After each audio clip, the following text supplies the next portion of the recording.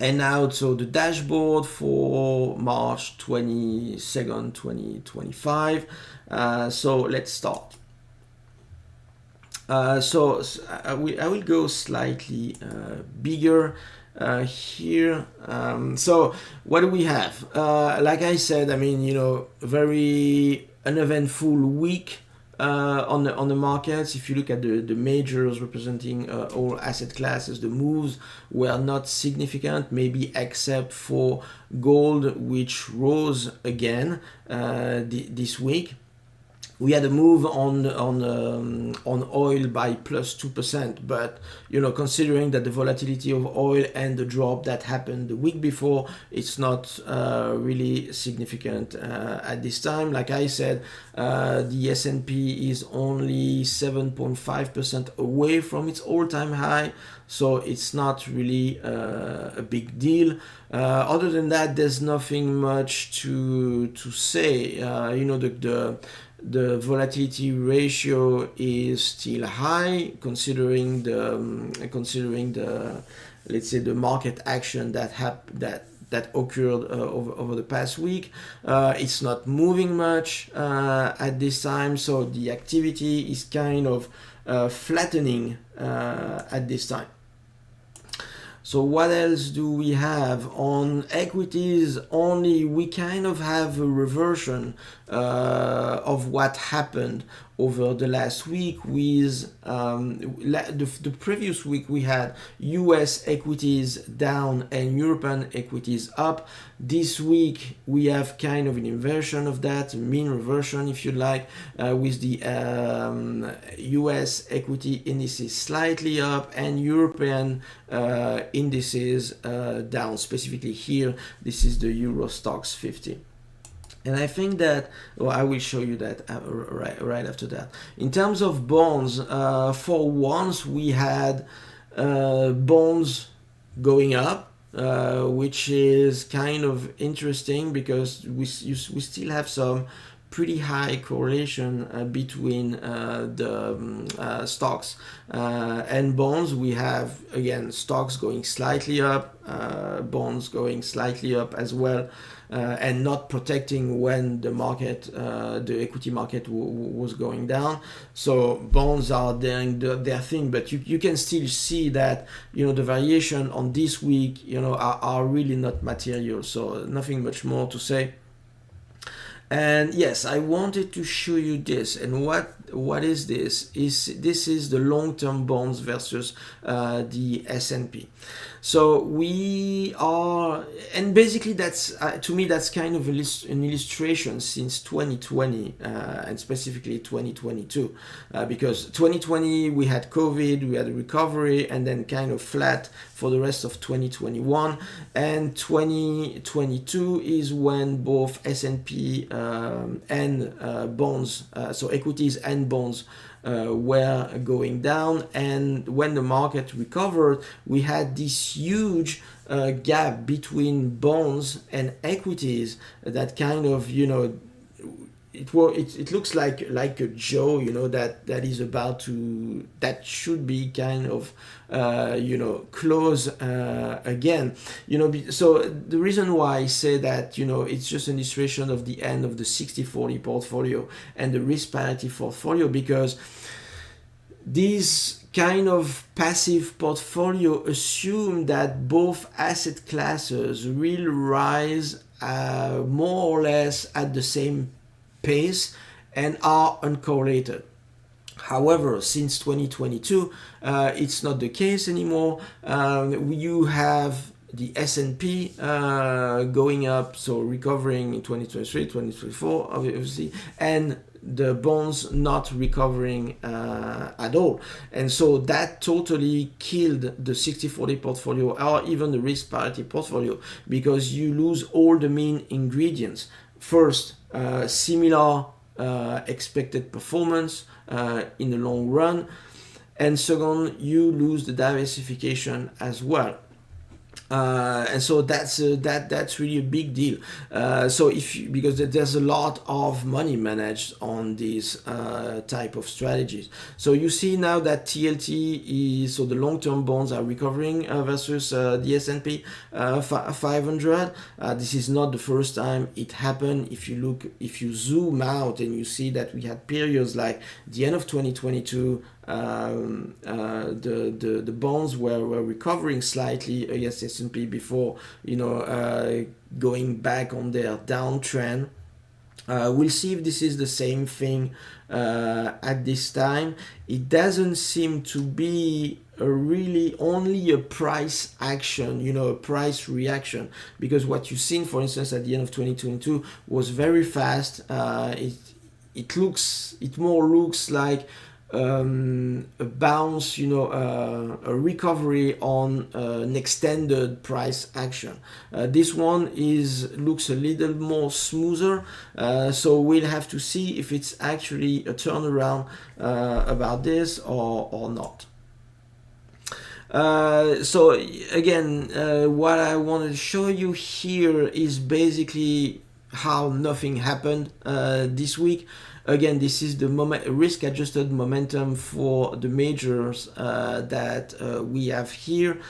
So we still have gold on top of the rankings. Not surprising. The volatility is not too high, and the momentum is still there after the collapse in the US dollar. The US dollar stays where it were. Bitcoin again is not moving much recently. Long-term bonds are not moving much either since the beginning of March. It's just volatility around a flat line. They look dead at this time. Oil, the oil momentum, risk-adjusted momentum is still down, and the S&P is still down as well. But the flat line for 1-2 weeks just shows you that situation seems to have calmed down a little bit. At least it's not escalating further, and we'll see if it's actually a pause or it's the beginning of a turnaround. What is this? Same thing again, similar idea. When the market was going down, you see that the small caps were crushed. Flight to quality that you can see in the Dow Jones industrial average rising against the S&P. We had the Nasdaq going down against the S&P, because we have a beta, so it's increased volatility versus the S&P, so not natural. But if you look at this now over the last 2 weeks, it seems to be quieting down. Nasdaq is similar as the S&P.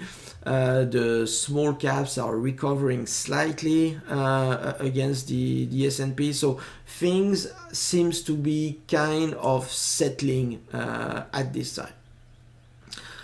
Again, another view of what I said before about European indices versus the S&P. So you see that since the very beginning of the year, first week of the year, European equities were overperforming the S&P strongly. We have a reversion this week that you can see.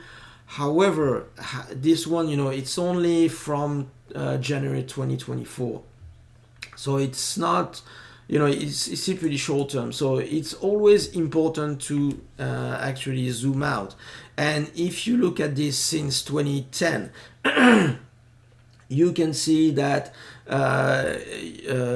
European equity indices have underperformed the S&P quite significantly.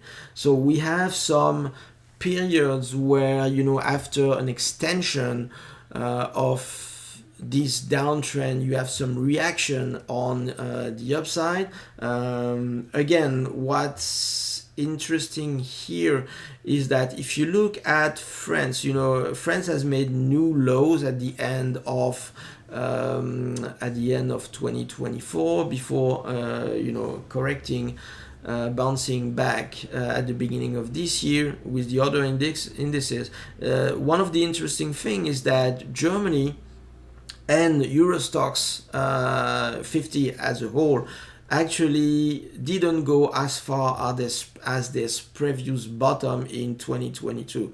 So can we hope that at least this trend will stabilize?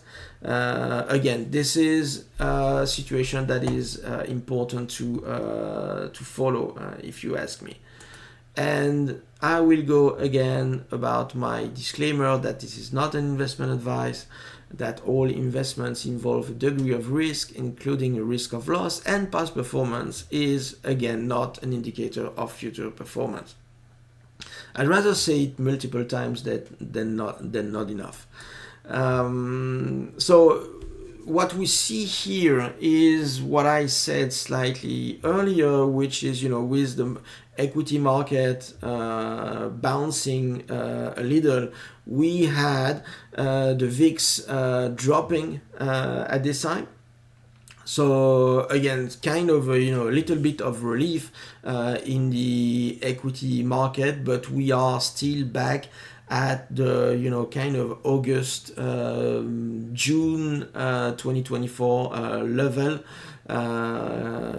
almost a year lost in about a month, because it started around 19th of February. We are on the 22nd of February, and this is where we are now. So in 9 months, we lost 9 months of performance with this drop. About that. Activity. You see that the indicators for market activity are still on the rise slightly. This has to be taken with a little grain of salt because, as I mentioned, it's a short-term indicator versus a longer-term indicator, specifically for volume. You see that the volume is increasing at this time. So again, this can come with two. In two cases, either the short-term volume increases or the longer-term volume decreases. It depends on where we are in the rolling window of the calculation. But the volume increasing activity is not always a bad sign. Sometimes it means that people that were fleeing the market are coming back in the market strongly. Maybe this has to be correlated with what I mentioned about the market at the beginning, when I said that according to Bank of America, you have high net worth individuals are coming back into the market and have been buying the dip in equities, and retail has been doing the same as well. So this might be the reason why the activity in volume is increasing. So again, it's not only necessarily a bad thing, especially at turning points of the market. You see that this week the volatility activity didn't increase, didn't go back significantly either. But again, another maybe indicators that at least at this time things seems to be kind of settling. What do we have? So theoretical expo, I will pass on this because it didn't move much. As a reminder, this is an indicator of what the risk adjusted risk-adjusted strategy would do, because they would go inversely to the risk. And here, if you take volatility as a proxy for the risk, since the volatility didn't move much this week, this just means that the inverse volatility didn't move much either. And so the theoretical exposure for a risk-adjusted strategy would not this would not have added extra downside pressure at this time on the equity market. I hope I've made myself clear.